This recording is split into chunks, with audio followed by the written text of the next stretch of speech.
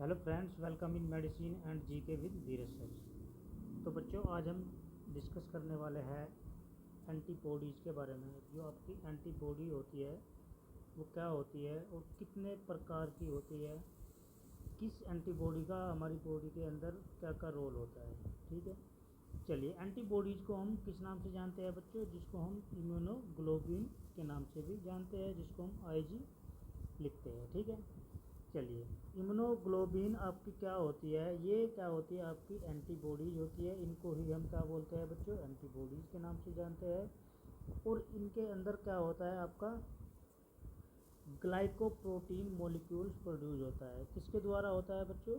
Plasma cell होती है जो आपकी। ठीक है, प्लाज्मा सेल कौन सी होती है आपकी?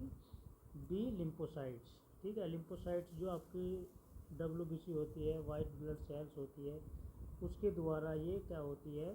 प्लाज्मा सेल के द्वारा आपका ग्लाइकोप्रोटीन मॉलिक्यूल्स प्रोड्यूस होता है। उसको ही हम क्या बोलते हैं? एंटीबॉडी बोलते हैं।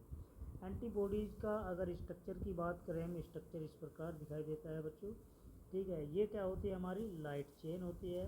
और ये क्या होती है? हमारी हैवी चेन होती है। जो रेड वाली आपको दिखाई दे रही है, ये क्या होती है? लाइट चेन होती है। और ब्लू वाली है आपकी जो, ये हैवी चेन होती है। इस प्रकार वाई शेप में आपका स्ट्रक्चर होता है। ठीक है बच्चों, चलिए अब हम टाइप की अगर हम बात करें तो इसका एक फॉर्मूला होता है बच्चों। आप इस तरीके से भी याद कर सकते हो। गेम होता है ना, GAME।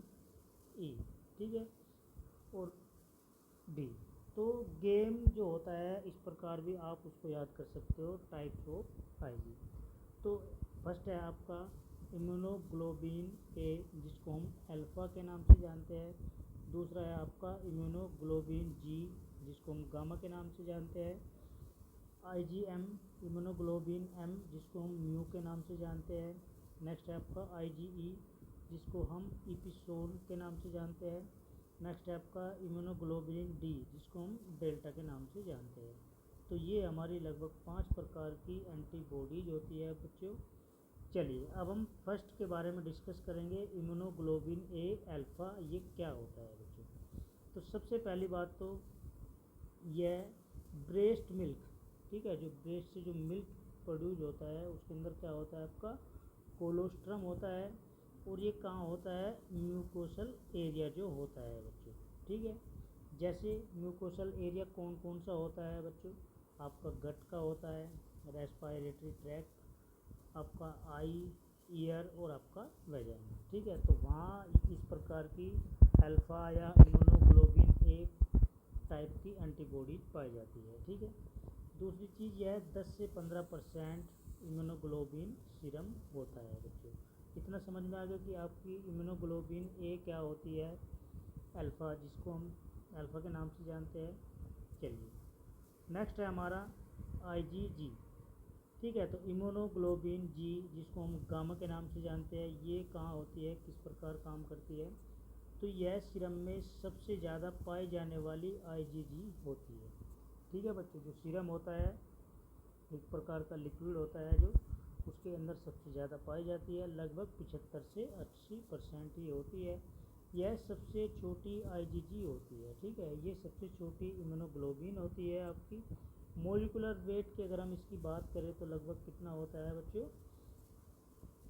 1,50,000 डाल्टन। ठीक है, चलिए नेक्स्ट है आपका यह IgG जो प्लेसेंटा को क्रॉस करके फ्यूटस को पैसिव इम्यूनिटी प्रदान करती है। ठीक है बच्चों, जो प्लेसेंटा होता है उसको क्रॉस करके आपका जो फ्यूटस होता है, मतलब बहुत छोटा शिशु होता है, ठीक है, उसको एक प्रकार से पैसिव इम्यूनिटी प्रदान करती है। ठीक है, और इसकी हाफ लाइफ की अगर हम बात करें तो लगभग 23 दिन होती है बच्चों। ये आपको नोट कर लेना है बहुत अच्छे से। इसकी हाफ लाइफ कितनी होती है? 23 डे होती है। दूसरा पॉइंट है हमारा, यह क्रोनिक इन्फेक्शन को भी इंडिकेट करती है। ठीक है, क्रोनिक का मतलब क्या होता है? अगर लंबे समय से कोई इन्फेक्शन चला हुआ आ रहा है, ठीक है, तो उसको भी इंडिकेट करती है।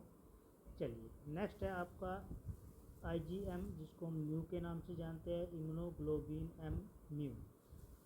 चलिए इसका फर्स्ट पॉइंट है आपका, यह एक्यूट इन्फेक्शन को बताती है।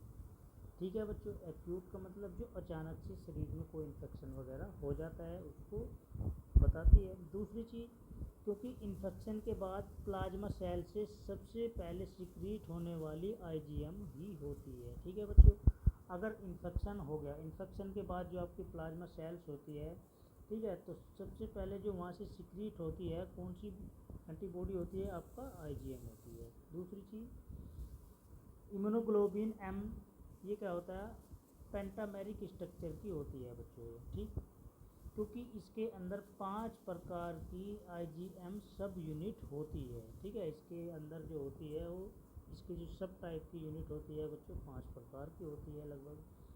ठीक है, दूसरी चीज़, इसका मोलिकुलर वेट की अगर हम बात करें तो मोलिकुलर वेट इसका लगभग सबसे ज़्यादा होता है बच्चों। ठीक है,